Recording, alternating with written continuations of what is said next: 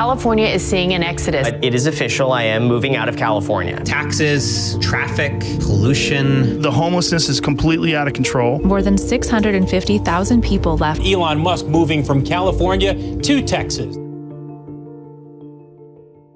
I love California, and lately a lot of people have been leaving the state, whether it's the cost of housing, crime, homelessness, taxes, whatever. And while my reason may be a little different than others, the time has come for me to leave California as well. So in this video, I'll talk about why my wife and I are moving out of state and where we're headed to next.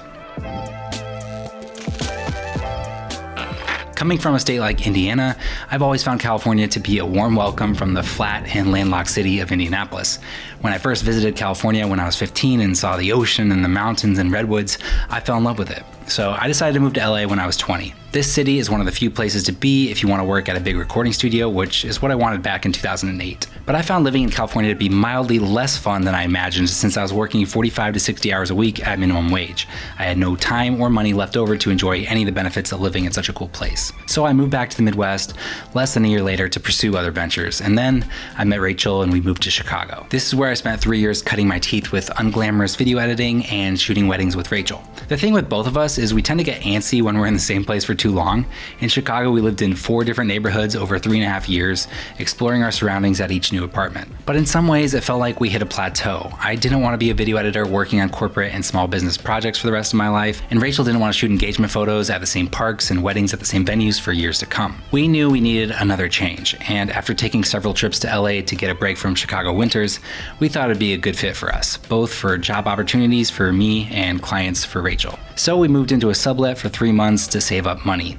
Then I quit my job, and in August of 2015, we moved to LA. We are now a few hours drive from the beach, mountains, forests, and deserts.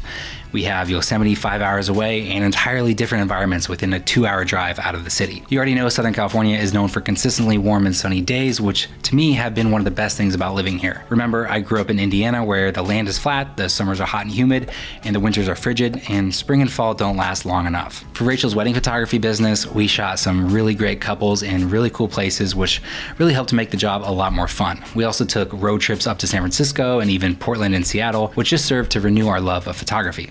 But it wasn't all rainbows and unicorns. I was working remotely for my old job, but eventually that work started to dry up. I was working on my motion graphics reel and delivered groceries for Instacart to make ends meet. And it was fine, but I definitely didn't want to be hustling that hard just to break even at the end of every month while in my late 20s. After many applications and interviews, I finally landed a great job, which ended up getting me started on YouTube and changed the course of my entire career. And living in LA while making YouTube videos certainly has its perks. Not only have we had great models to shoot for photography, but also videographers around and stylists, rental houses for fun projects, not having to check the forecast before a shoot because you already know what the weather's going to be like. But on the flip side, if you're filming around LA, even for a little YouTube video, many places still want you to have a permit or they'll just kick you out altogether. LA makes a killing off of permit money from Hollywood studios, and they want YouTubers permit money as well. But that usually just isn't viable to do. So sometimes just finding a place where you won't be bothered can be difficult. Not only that, another drawback to living in LA as a transplant is it's been hard to build or join a community of other people in creative fields. We've met a lot of nice and talented people out here, but there does seem to be this sense of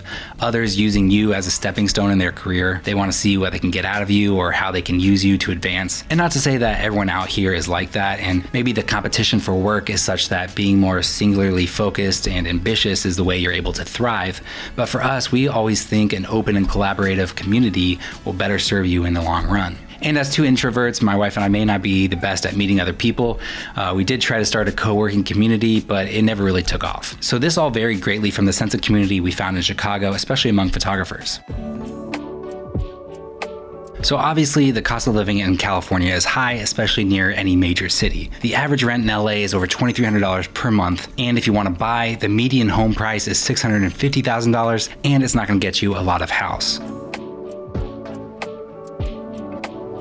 After renting for our entire adult lives, we lived in 8 apartments as a couple, the time has come where we want to retire our command hooks and finally buy a home. Well, we still might use command hooks, but you get my point. We want to have a living situation that works well for us and also a studio where we can film and work. And while living in LA is great for having a lot of models and crew and weather to work with, it isn't essential to our business, and we can improve our quality of living by moving out of state without decreasing the quality of our videos. A lot of high earners like Joe Rogan and Elon Musk, and well, even Graham Stephan, have moved to states like Texas and Nevada, where there is zero state income tax, which makes a lot of financial sense for them. But for Rachel and myself, we'd rather live in a place we truly love than purely moving somewhere just to save money. But obviously, we'd love to save money where we can. Where we're moving to does have state income tax, but it's a flat 4.95% compared to about 9% here in California. So that alone will save us thousands of dollars per year. Not to mention just having our business located in California, even though we're registered in Delaware, means we have to pay $800 per year for just existing. This is much less just about everywhere else in the country. But on the flip side, we will have high property taxes and sales tax, which we're willing to deal with. It's no secret that California has more than its fair share of issues, and many have been exacerbated by the pandemic. It has the highest rate of homelessness in the country, and they've yet to effectively address the issue. We've lived around downtown for almost our entire time here, and the amount of unsheltered people has increased dramatically. We've had massive wildfires, earthquakes. We had one at 4:30 this morning that actually woke me up. And the amount of noise pollution with LAPD choppers constantly flying overhead is enough to just drive me crazy, especially when I'm trying to film a video.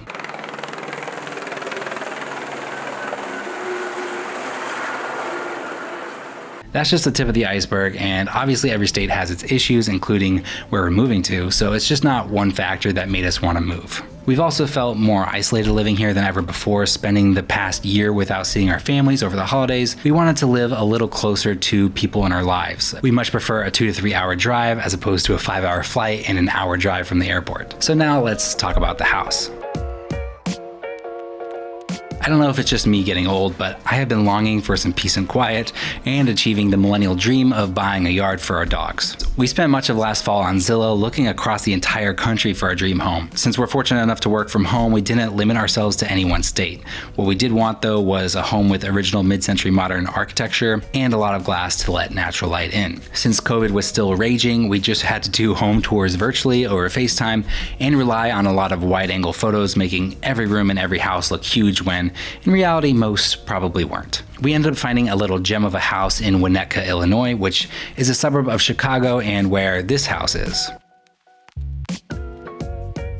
This house was priced at $460,000, which was very inexpensive for the area, and while it's definitely outdated, we loved it anyways. We emailed the listing agent who put us in touch with another agent in the office who gave us a FaceTime tour of the property. We then decided to put an offer in without even seeing it for ourselves in person. We knew it was a hot property with a lot of activity on the first weekend it was listed, so we offered $90,000 over list price. Rachel also wrote a compelling letter to the seller, but unfortunately this was an estate sale with the lawyer selecting the accepted offer, and she actually chose an offer that was $25,000 less than ours. So they did take the highest cash offer. But all cash. So that sucked. But a week or two later, Rachel found another house that caught her eye within a few minutes of it being listed. This one was even more impressive than the last and was under $600,000, which again was underpriced for the area because it needed a complete $75,000 roof rebuilt.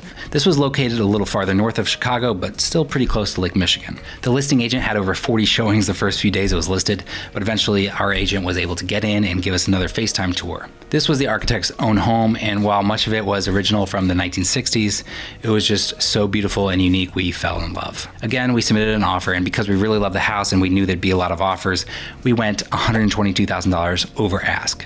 And then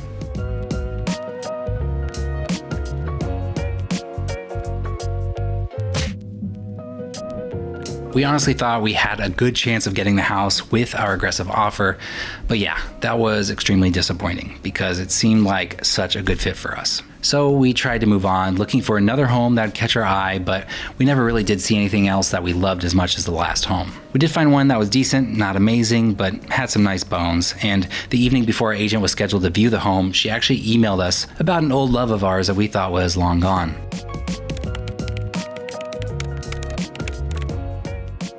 The buyers of our dream home were walking away, so we stepped in. We worked the roof repair and a few other things into the purchase agreement, so now after first seeing the house online in the middle of October, almost 6 months later, we are set to close next week. We We have quite a few things we'll be renovating, like the kitchen and bathrooms, but we're hoping they'll be close to completion by the time our lease here in LA ends this summer. Then we will load the dogs up in the car and make the 2,000-mile drive back to the Midwest. As for California, we do own 10 acres of land out by Joshua Tree and are still planning to build a house on it and spend some of Chicago's bitter winters out here in the sun. And of course, I'll do a complete home tour once we finally move in after renovations have been completed. We've really enjoyed our time here in California, and we will definitely miss it, but it's time to move on to the next phase of our lives. Thank you so much for watching this video. If you would, hit the thumbs up button. That would really help this channel out. Consider subscribing if you haven't already, and I will see you in the next one. Bye.